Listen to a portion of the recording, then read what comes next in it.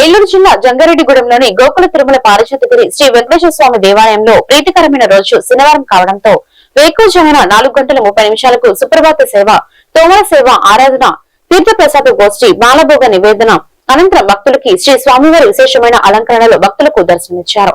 ఈ రోజు ముఖ్య అతిథిగా కొవ్వూరు 9వ అదనపు జిల్లా జడ్జి ఎం అనురాధ, కుటుంబ సభ్యులు, ఆలయ మర్యాదలతో ఆలయ ఈవో, అసిస్టెంట్ కమిషనర్ ఆర్వి చందన ప్రత్యేక పూజ ఏర్పాటు చేశారు. శ్రీ స్వామివారి శేషవస్త్రాలు, ప్రసాదాలు, వేద ఆశీస్సులతో ఆలయ అర్చకులు నల్లూరి రవికుమార్ ఆచార్యులచే జరిపించారు. ఈ సందర్భంగా వేలాదిగా వచ్చిన భక్తులకు దాతల సహకారంతో అన్నదానం జరిపించారు.